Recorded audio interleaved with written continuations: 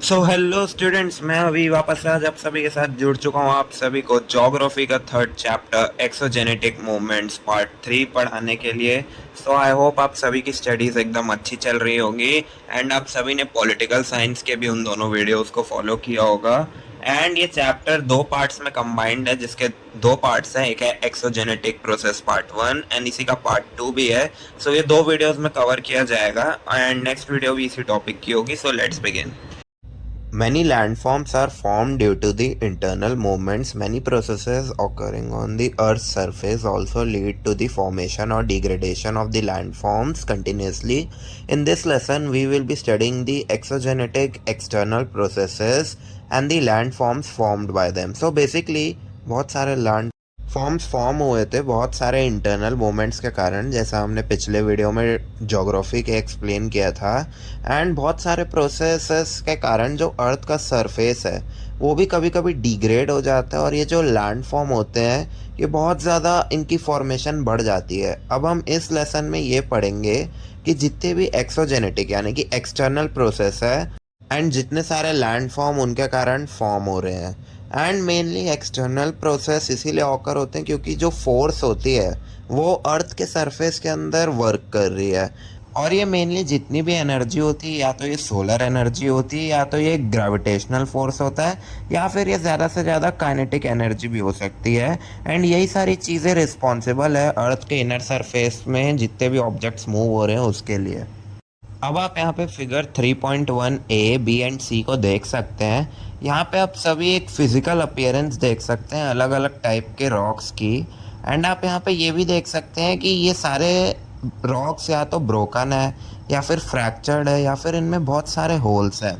In a picture you can also see that the statue has been deformed. Why are the rocks in such a condition? अब rocks ऐसी condition में क्यों है? अब आपको इसको अच्छे से डिस्कस करना है और इसको ब्रीफली इलेबोरेट करना है अपने टीचर के साथ। ये आपकी एक एक्टिविटी है। सो अब हम बढ़ते हैं नेक्स्ट पेज में। सो अब हम जानते हैं कि इसके पीछे का जोग्राफिकल एक्सप्लेनेशन क्या है। ब्रेकिंग और weakening of rocks is a natural phenomenon. It is called weathering. Weathering can be of three types: mechanical, chemical and biological. In arid climates, mechanical weathering is dominant, while in humid climates, chemical weathering is more effective. Biological weathering occurs because of living organisms. अब आप देखेंगे कि जो भी ये rocks हैं ये mainly जो भी ब्रेक हो रहे हैं या फिर इनके अंदर जो भी डिफॉर्मिटीज़ हो रही है, इसका मेन कारण है नेचुरल फिनोमिनन। अब इस प्रोसेस को वेदरिंग कहा जाता है। वेदरिंग मेनली थ्री टाइप्स की होती है: mechanical, physical, chemical and biological. So basically अब एरिड क्लाइमेट्स होते हैं जितने भी, वहाँ पे मैकेनिकल वेदरिंग ज़्यादा डोमिनेंट होती है। और अगर हम बात करें ह्यूमिड क्लाइमेट्स की, वहाँ पे केमिकल वेदरिंग ज़्यादा डोमिनेंट होती है। And biological weathering mainly living organism यानी कि बग्स एंड वॉर्म्स के कारण होती है। एंड इन्हीं सारे कारण के कारण जितने भी ये डिफॉर्मिटीज़ आपको देख रहे हैं, चाहे वो रॉक हो जाए, चाहे वो स्टैचूज़ हो जाए, ये तीन क्राइटेरियाज के ही कारण होते हैं। अब यहाँ पे मैकेनिकल वेदरिंग का आपको एक एग्जांपल दिया गया है और एक एक्टिविटी दी गई है। आपको अगर इसको ट्राई करना है तो आप कर सकते हैं। सो बेसिकली आपको एक अनियन लेना है और फिर उसको मिडल में दो हिस्सों में काट देना है। अब आप जितने भी कटन पार्ट्स को देखेंगे जो भी कट चुके हैं, एंड उसके बाद आपको क्या करना है, जो भी अनियन की जितनी भी स्किन होती है 8-10 लेयर की, उसको आपको अपने हाथों से निकालना है एक एक लेयर। ये आपको मैकेनिकल वेदरिंग का एक अच्छा एग्जाम्पल दे देगी। अब यहाँ पे उसका भी जोग्राफिकल एक्सप्लेनेशन दिया गया है। You will notice that just as we can remove each and every outer layer of the onion, similarly in nature rocks undergo such a process. The exposed part of the rock heats more while the inner parts is comparatively cooler. As a result, the outer layers of the rock fall apart from the main rock. This is called exfoliation of the rock. So basically आपने देखा ही होगा कि अगर हम onion की skin को hand से अपने प्लक आउट करते हैं, सो बेसिकली हमारे रॉक्स में भी जो नेचुरल रॉक्स होते हैं उनमें भी यही एक प्रोसेस होता है। जो बाहर का एक्सपोज्ड पार्ट होता है डिफॉर्म्ड रॉक्स का, उनका टेम्परेचर कंपैरेटिवली हाई रहता है जो अंदर का पार्ट रहता है रॉक के। एंड इसके कारण होता क्या है, जो आउटर लेयर होती है रॉक की वो धीरे धीरे फॉल अपार्ट करना शुरू कर जाती है मेन रॉक से। एंड इस प्रोसेस को हम एक्सफोलिएशन कहते हैं, जिससे जो मेन लेयर होती है अपर रॉक की वो धीरे धीरे डिफॉर्म होना शुरू हो जाती है। सो अब हमें यहाँ पे मैकेनिकल वेदरिंग क्यों होती है एंड उसके मेन कारण क्या होते हैं वो बताए गए हैं। सो बेसिकली इसका मेन कारण होता है टेम्परेचर, फ्रॉस्ट यानी कि बहुत ज़्यादा extreme cold, crystal growth, release of pressure and water. अब हमें यहाँ पे टेम्परेचर के बारे में एक्सप्लेन किया गया है। The minerals in the rocks expand because of the heat and the contract when the temperature decreases due to such continuous contracting and expanding tension develops in the rock particles. So basically जब rocks के अंदर के minerals expand करते हैं heat and contract के कारण, आपने देखा ही होगा रॉक्स भी सनलाइट से बहुत ज़्यादा एक्सपोज रहते हैं जिसके कारण उनका टेम्परेचर बढ़ जाता है। लेकिन जब ये प्रोसेस होता है तो अंदर का जो रॉक होता है उसका टेम्परेचर डिक्रीज हो जाता है एंड इतनी कंटिन्यूस कॉन्ट्रैक्टिंग एंड एक्सपैंडिंग के कारण टेंशन डेवलप होता है रॉक के पार्टिकल्स में। Each mineral reacts differently to the temperature. अब जितने भी मिनरल्स होते हैं वो अलग अलग इस टेम्परेचर से रिएक्ट करते हैं। Some minerals expand more while others do not expand as much. अब कुछ मिनरल्स बहुत ज़्यादा एक्सपैंड कर जाते हैं, कुछ मिनरल्स उतना एक्सपैंड नहीं करते हैं। Consequently the tension formed in the rocks also increase and decreases. अब जो टेंशन रॉक में फॉर्म हो रही है वो कभी कभी कम भी होती है एंड ज़्यादा भी हो जाती है। As a result cracks developed in the rock and they break in areas where the diurnal range of the temperature is higher. Weathering of this type is common in the hot deserts. अब हम ये देखते हैं कि इसका result क्या होता है। जो भी क्रैक्स होते हैं रॉक में वो इन्हीं सारे टेंशन एंड एक्सपेंशन के कारण होते हैं। अब इन एरियाज में बेसिकली डियरनल रेंज बहुत ज़्यादा हाई रहता है एंड यहाँ पे टेम्परेचर भी बहुत ज़्यादा हाई रहता है। मेनली इस टाइप की वेदरिंग हॉट डेजर्ट्स में हमें ज़्यादा देखने को मिलती है। सो अब हम बात करेंगे फ्रॉस्ट के बारे में। You know that the volume of the water increases when it freezes in the areas where the temperatures drop below 0 degree Celsius. For quite some time the water accumulated in the cracks and crevices in the rock freezes. Its volume increases. This leads to the tension of the rock and they shatter. अब basically ये हमें ये कहना चाह रहा है कि धीरे धीरे जो रॉक्स के अंदर वाटर की वॉल्यूम होती है वो बढ़ती है एंड टेम्परेचर चेंज के कारण वो फ्रीज हो जाता है। अब इसके कारण होता क्या है, कुछ कुछ एरियाज़ में जहाँ टेम्परेचर 0 डिग्री से भी ज़्यादा नीचे चले जाता है बहुत ज़्यादा समय के लिए, सो इन्हीं वाटर के कारण क्रैक्स एंड क्रिवाइसेस फॉर्म हो जाते हैं रॉक्स में एंड रॉक जम जाता है। इसके कारण ये होता है कि इसकी वॉल्यूम और ज़्यादा बढ़ती है एंड टेंशन इंक्रीज होता है रॉक्स के अंदर एंड वो शैटर कर जाते हैं। अब हम देखते हैं क्रिस्टल ग्रोथ को। In rocky coast waves hit the sea cliff, the water is alkaline. Some water droplets hit the cracks in the rocks. In this alkaline water, the soluble material in the rock get dissolved. This leads to the formation of small holes in the rocks. This is the effect of solution. Alkaline water gets stored in these holes. Because of heat, this water turns into water vapor and only crystals of alkaline material remain in the rocks. Crystals occupy more space. This causes tension in the rock. Holes are formed in the rocks. It looks like a honeycomb. So basically जितनी भी coast होती है, आपने बीच वगैरह तो गया ही होगा एक बार, वहाँ पे आपने बहुत सारी कोस्ट देखी होगी। अब जितनी भी सी क्लिफ होती है वहाँ पे बहुत बड़ी बड़ी वेव्स हिट करती है एंड छोटी वेव्स भी हिट करती है एंड सी वाटर अल्कलाइन होता है, जिसके कारण होता क्या है, जो थोड़े बहुत वाटर ड्रॉपलेट्स होते हैं वो क्रैक्स में हिट करते हैं, जो रॉक्स में क्रैक आए होते हैं, और ये जितना भी अल्कलाइन वाटर रहता है ये सॉल्यूबल रहता है ऐसे मटेरियल्स में जो रॉक में रहता है।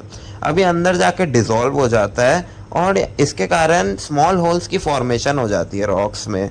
अब जो इसका इफेक्ट होता है सोल्यूशन का, अल्कलाइन वाटर धीरे धीरे इन होल्स में स्टोर होते जाता है एंड क्योंकि गर्मी के कारण जो वाटर है वो वाटर वेपर में धीरे धीरे कन्वर्ट होता है एंड जो क्रिस्टल्स होते हैं अल्कलाइन मटेरियल के वो बच जाते हैं रॉक में, और क्रिस्टल्स बहुत ज़्यादा स्पेस ऑक्यूपाई करते हैं जिसके कारण टेंशन फॉर्म होता है इन सारे रॉक्स में एंड होल्स फॉर्म होते हैं।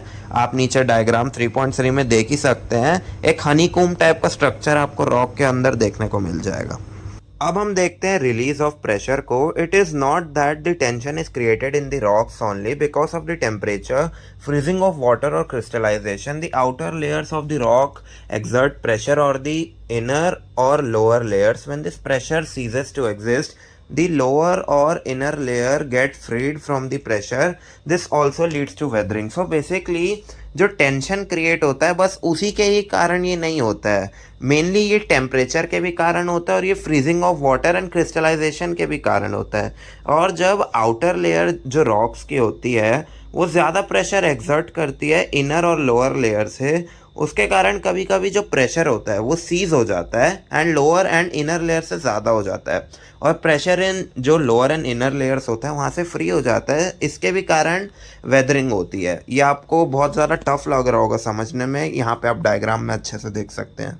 सो अब मैकेनिकल वेदरिंग का हमारा लास्ट टॉपिक बच रहा है water. So in some areas experience more rainfall than others. In such areas soaking of rock water also causes weathering of some rocks like the sandstone conglomerate. These rocks are formed because of pressure on the agglomeration of sand particles. Mud also makes sand particles come together.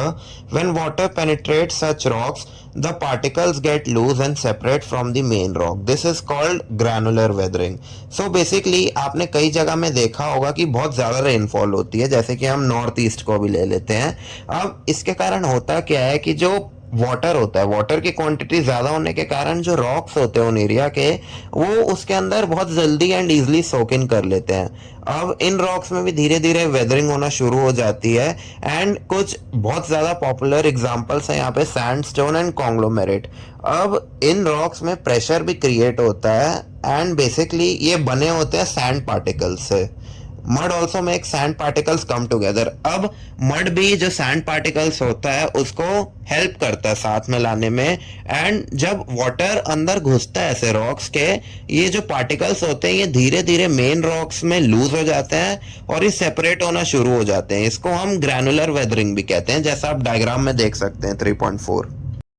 Sometimes both temperature and water are responsible for weathering. Difference in the temperature cause contraction and expansion, widening the joints or the cracks in the rocks. Water accumulates in such wide joints and big blocks of the rocks separate from each other. This is called block disintegration. See figure 3.1b. So basically अब हमें यहाँ पे ये बताया जा रहा है कि कभी कभी ऐसा होता है कि टेम्परेचर और वाटर दोनों ही वेदरिंग के लिए बहुत ज़्यादा रिस्पॉन्सिबल होते हैं। बस इसमें डिफरेंस क्या होता है कि टेम्परेचर कॉन्ट्रैक्शन कॉज करता है जिसके कारण एक्सपेंशन होती है और जो जॉइंट्स होते हैं रॉक्स के वो बहुत ज़्यादा फूल जाते हैं एंड इसके कारण रॉक्स के अंदर हमें क्रैक्स देखने को मिलते हैं। एंड जो वाटर होता है वो इन्हीं वाइट जॉइंट्स में जाके सोक इन हो जाता है एंड जो बड़े बड़े ब्लॉक होते हैं रॉक्स के वो सेपरेट होना शुरू हो जाते हैं इसी सोक इन वाटर के कारण। तो इसको हम कहते हैं ब्लॉक डिसइंटीग्रेशन। आप इसको फिगर 3.1 के बी में भी देख सकते हैं जाकर। अब हम बात करते हैं केमिकल वेदरिंग के बारे में। सो बेसिकली हमें यहाँ पे सबसे पहले दो एक्टिविटीज़ दी गई है, फटाफट पहले इसको डिस्कस कर लेते हैं। सो हमारी सबसे पहली एक्टिविटी में हमको एक ग्लास ऑफ वाटर लेना है एंड उसमें 3 से 4 चॉक के पीसेस फेंक देना है एंड उसको 24 आवर्स के लिए एक जगह पर रख देना है। सो अब हम क्या ऑब्जर्व करेंगे, क्या हो रहा है उसके साथ, अब हम अगले दिन देखेंगे। सो हमारे पास यहाँ पे दो क्वेश्चन है। Did the colour of the water change? तो जी हाँ, ऑब्वियसली चॉक के कारण वाटर का कलर चेंज होगा क्योंकि उसका कैल्शियम कंटेंट उसके अंदर डिसॉल्व होना शुरू होगा, जिसके कारण जो भी चॉक का कलर होगा वो वाटर भी उसका थोड़ा सा कलर शो करेगा। हमारा सेकंड क्वेश्चन है what happened to the chalk? So basically जैसा मैंने अभी बोला कि चॉक का कलर डिसइंटीग्रेट होगा। सो बेसिकली इसका मतलब ये भी हुआ कि जो चॉक है वो भी थोड़ा थोड़ा मेल्ट होना, डिसइंटीग्रेट होना शुरू हो जाएगा। एंड अब हमारी सेकंड एक्टिविटी है wrap a few iron nails in a wet cloth, open the cloth after 2 days, observe what happens and answer the following. आपको 3 से 4 आयरन नेल्स लेने हैं, उनको वाटर में डिप इन करके एक रुमाल में रख देना है एंड उसको आपको 2 दिन के लिए एक जगह पर स्टोर करके रख देना है एंड आपको नोटिस करना है कि क्या हुआ। सो हमारा पहला क्वेश्चन है are there any stains on the cloth? तो जी हाँ, जो आयरन नेल्स का क्लॉथ है, जिस क्लॉथ में हमने उसको रखा था उसमें ऑब्वियसली जो भी आयरन नेल का कलर होगा मोस्टली ब्राउन टाइप का कलर आएगा। सो वो कलर आपको उसमें दिख जाएगा। हमारा सेकंड क्वेश्चन है which colour are they? So basically जो भी आयरन नेल का कलर होगा, अगर थोड़ा रस्टी नेल है तो आपको ब्राउनिश कलर मिलेगा। एंड हमारा थर्ड क्वेश्चन है what could be the reason for the stains? तो इसका आंसर भी वही होगा कि हमने जो वेट क्लॉथ में एंड आयरन नेल्स को वेट किया था वो थोड़ा थोड़ा डिसइंटीग्रेट हुआ एंड वो हमारा जो वेट क्लॉथ था उसमें जाकर डिसॉल्व हो गया। एंड अब हमें यहाँ पे इसकी जोग्राफिकल एक्सप्लेनेशन दी गई है, मैं एक बार रीड कर लेता हूँ। Water plays an important role in the chemical weathering. Rock is a mixture of many minerals. Water is a universal solvent. Many things get dissolved easily in the water. The stability increases because the matter has dissolved in water, and those materials which do not dissolve easily in the water gets dissolved in such solutions. In areas that receive heavy rainfall, chemical weathering occurs in the following way. So basically water एक बहुत pivotal role play करता है chemical weathering में. So basically rock भी बहुत सारे minerals का एक formation करके बनाया जाता है, एंड जो वाटर है एक यूनिवर्सल सॉल्वेंट है, इसमें मोस्टली चीज़ें डिज़ोल्व हो ही जाती है। अब मैनी थिंग्स जो होती है वाटर में बहुत ईजिली डिज़ोल्व हो जाती है, एंड इसके कारण इसकी सॉल्युबिलिटी बहुत ज़्यादा इंक्रीज़ हो जाती है, जो भी मैटर उसके अंदर डिज़ोल्व हुआ है। अब होता ये है कि कुछ मैटर्स उतनी ईजिली हमारे वाटर के साथ डिज़ोल्व नहीं होते हैं, एंड हमें यहाँ पे ये बताया गया है कि केमिकल वेदरिंग कौन से तरीके से ऑकर होती है। सो हमारा तरीका है कार्बोनेशन। मैं एक बार रीड कर लेता हूँ। The rain water travels through the atmosphere before reaching the ground. Carbon dioxide in the air gets mixed in the water. In this process, dilute carbonic acid gets formed. Materials like limestone gets easily dissolved in such acids. Example, water plus carbon dioxide is equal to carbonic acid. H2O plus CO2 is equal to H2CO3. So basically जो rain water होता है वो जब sky से ground तक आता है, सो वो हमारे एटमॉस्फेयर में ट्रैवल करता है। सो कार्बन डाइऑक्साइड जो एयर में होता है वो वाटर के साथ मिक्स हो जाता है, जिसके कारण डाइल्यूटिक कार्बोनिक एसिड भी फॉर्म होता है। अब जो मटेरियल होते हैं लाइमस्टोन जैसे, वो ईजिली डिसॉल्व हो जाते हैं इन एसिड्स में, एंड इसका फॉर्मूला होता है water plus carbon dioxide, and इसका केमिकल फॉर्मूला होता है H2O plus CO2 is equal to H2CO3। अब हमें यहाँ पे इसका सोल्यूशन दिया गया है। सो बेसिकली कुछ मिनरल्स होते हैं रॉक्स में, वो बहुत ईजिली डिसॉल्व हो जाते हैं वाटर्स के साथ। अब इसके कारण होता ये है, जो केमिकल प्रिसिपेशन होता है वहाँ पे लाइमस्टोन फॉर्म कर जाता है वाटर एंड एल्कलाइज के बीच में। एंड हमारा एक डिस्ट्रिक्ट है अहमदानगर में जिसका नाम है वडगांव दरिया। यहाँ पे जो लाइमस्टोन होता है उसको केमिकली प्रिसिपिटेट किया जाता है। प्रिसिपिटेट का मतलब होता है बहुत सडनली बनाया जाने को। अब जो केमिकल वेदरिंग बहुत जल्दी होते रहती है यहाँ पे, similarly because of the solution alkalis in the rock dissolve and make them brittle. अब इसके कारण होता ये है कि जो एल्कलाइज होते हैं रॉक में वो बहुत जल्दी डिसॉल्व होते हैं, एंड जो हमारे रॉक्स होते हैं वो धीरे धीरे ब्रिटल होना शुरू हो जाते हैं। ब्रिटल का मतलब होता है hard but easily broken, meaning ये आपको दिखने में हार्ड लगेंगे लेकिन ये बहुत आसानी से टूट जाएंगे। सो अब हमें हमारी नेक्स्ट स्लाइड में ऑक्सीडेशन प्रोसेस के बारे में बताया गया है। This process occurs in rocks which have iron present in them. The iron in the rock comes in contact with water and chemical reaction takes place between iron and oxygen. Hence a reddish colored layer forms on the rocks. This is called rust. When you kept nails in the wet cloth, you must have noticed a similar thing. Similar process occurs in rocks in the areas with high rainfall. There are many more processes involved in chemical weathering besides the ones mentioned above. Daily life examples include moistening of table salt in rainy season, apple slices turning brown. So basically oxidation एक ऐसा process होता है जहाँ पे जिन भी materials में iron present होता है वो जब वाटर के साथ कांटेक्ट में आते हैं तो एक केमिकल रिएक्शन प्लेस करता है ऑक्सीजन और आयरन के बीच में। इसके कारण एक रेडिश कलर की लेयर फॉर्म इन हो जाती है जितने भी ये जो सब्सटेंसेस होते हैं जिनमें आयरन प्रेजेंट होता है। सो बेसिकली इसको हम रस्टिंग भी कहते हैं। अब आपने उस एग्जांपल में तो देखा ही होगा जब मैंने आपको 3 से 4 आयरन नेल्स लेने को कहा था एंड उसको वाटर में डिप करने को कहा था। सो 3 से 4 दिन में ऑब्वियसली उसके अंदर पूरी रस्ट जम गई होगी, एंड हमें रस्ट के कलर के कारण हमें थोड़े से ब्राउनिश टाइप का कलर देखने को मिला वेट क्लोथ में। अब सिमिलर थिंग रॉक्स में भी होती है जहाँ पे बहुत ज़्यादा रेनफॉल होती है, जैसे कि फॉर एग्जांपल नॉर्थ ईस्ट। अब यहाँ पे बहुत अलग अलग प्रोसेस होते हैं जो कि केमिकल वेदरिंग में इन्वॉल्व होते हैं, और हमने जो ऊपर मेंशन किए उससे भी बहुत सारे एग्जांपल्स होते हैं। कुछ डेली लाइफ एग्जांपल्स होते हैं इसके, moisturing of table salt in rainy season and apple slices turning brown. आपने बेसिकली देखा ही होगा अगर आपने एप्पल काट के रख दिया एंड अगर आपने उसको बहुत देर तक बाहर रख कर छोड़ दिया, सो वो जो एप्पल की लेयर है वो धीरे धीरे थोड़ी ब्राउनिश कलर लेना शुरू कर जाएगी ऑक्सीडेशन प्रोसेस के कारण। सो अब हम बात करेंगे बायोलॉजिकल वेदरिंग के बारे में। मैं एक बार इसको रीड कर लेता हूँ। Besides mechanical and chemical weathering, biological factors are also responsible for weathering of rocks. Have you visited any fort? Have you seen trees growing on their minarets? You also must have seen pieces of rock getting separated because of the roots of the trees. As the roots grow bigger, they create tension in the rock and start breaking them. So basically mechanical and chemical weathering के अलावा biological weathering भी एक बहुत अच्छा factor होता है, और ये एक मेन कारण होता है रॉक्स की फेदरिंग का, और ये मेनली नेचर के कारण होता है। अब यहाँ पे हमको बहुत सारे एग्जांपल दिए हुए हैं कि ट्रीज जैसे कहीं पर भी ग्रो हो जाते हैं अगर उनकी रूट्स धीरे धीरे जब बड़े होने लग जाती है। सो बेसिकली होता क्या है, जैसे ये रूट्स धीरे धीरे बड़ी होती है, ये टेंशन क्रिएट करती है रॉक्स में, एंड इसके कारण ये ब्रेक होना शुरू हो जाते हैं। अब यहाँ पे एक और चीज़ दी हुई है, ant make large ant hills, rats, mice, rabbits and other worms and insects make burrows in the ground. These animals are called burrowing animals because of the activity weathering of rock occurs. Besides these algae, moss, lichen, other flora etc. grow in the rocks. They also help in weathering.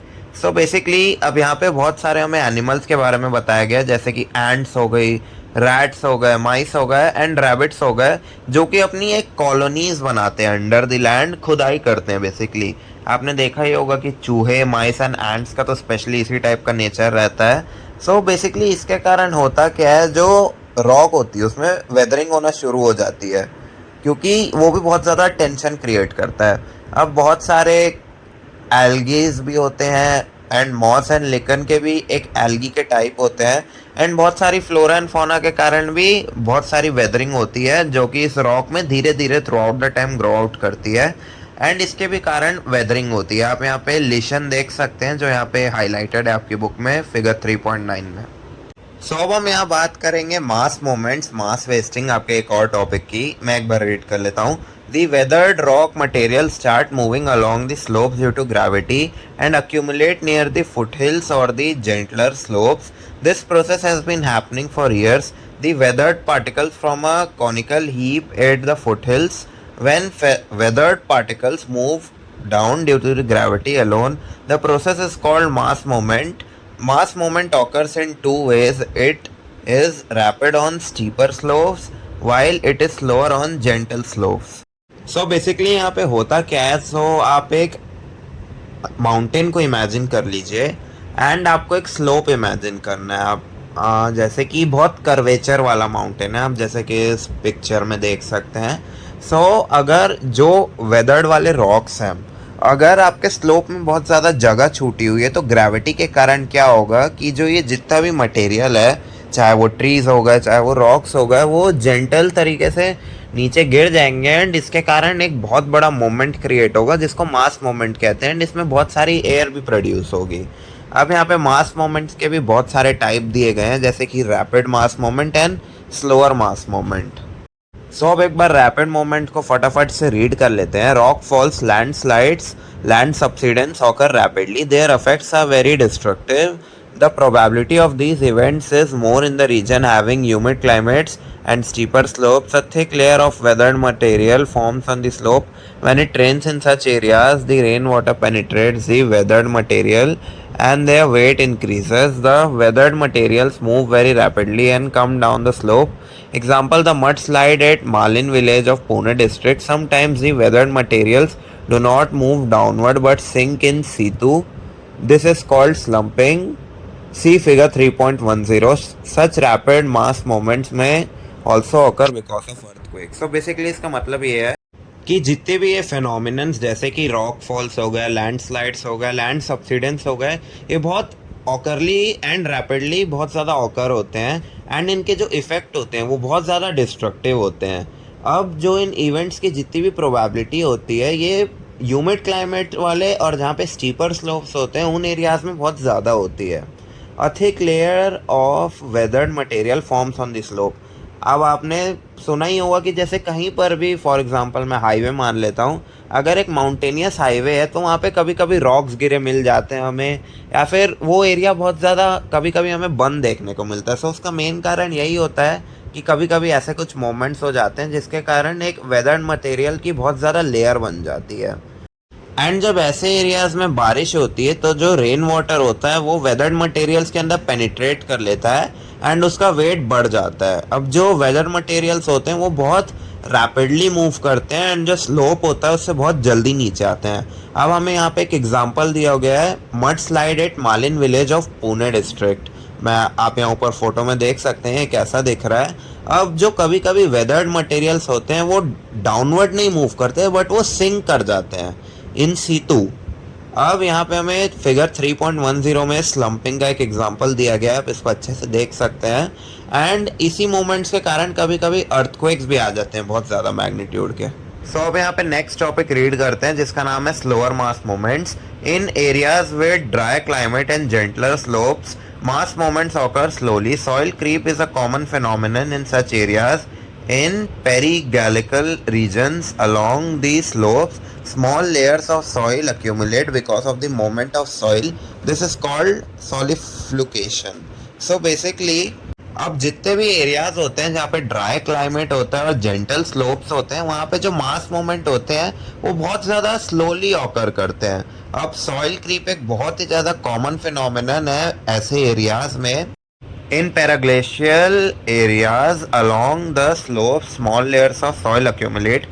Paraglacial areas वो होते हैं जहाँ पे glaciers form हो जाते हैं easily. सब ऐसे एरियाज में और जहाँ पे स्लोप्स बहुत ज़्यादा होते हैं जो सॉइल होती है उसकी बहुत स्मॉल लेयर्स अक्यूमुलेट हो जाती है एंड इसके कारण एक सॉइल में मूवमेंट होता है एंड इस मूवमेंट को हम कहते हैं सॉलिडिफिकेशन। अब हमें यहाँ पे हमारा लास्ट टॉपिक दिया गया इस चैप्टर का जिसका नाम है erosion. Like weathering and mass movements, erosion is also an external process. Erosion occurs through various agents, winds, running water, glacier, sea water and groundwater cause erosion. We will study the agents of erosion and the landforms produced by them in the next lesson. So basically erosion भी एक external movement होता है weathering and mass movements की तरह। Erosion mainly कुछ agents के कारण occur होता है जैसे कि विंड, रनिंग वाटर, ग्लेशियर या फिर जो सी वाटर होता है एंड उसके लेवल के कारण एंड जो ग्राउंड वाटर होता है इसके भी कारण इरोजन होता है। अब हम डीपली इरोजन को नेक्स्ट चैप्टर में स्टडी करेंगे। सो आपके इस चैप्टर के लिए अभी इतना ही है एंड अगली एक्सरसाइज की वीडियो आपको चैनल में मिल जाएगी। आप मेक श्योर एक बार देख लीजिए उसको भी फर्दर अंडरस्टैंडिंग के लिए। एंड आई होप आप सभी को आज का वीडियो अच्छा लगा होगा ज्योग्राफी का चैप्टर 3। एंड अब मैं आपसे मिलता हूँ इसके नेक्स्ट चैप्टर में। So have a great day everyone. Please remember to like the video and subscribe the channel. Bye bye.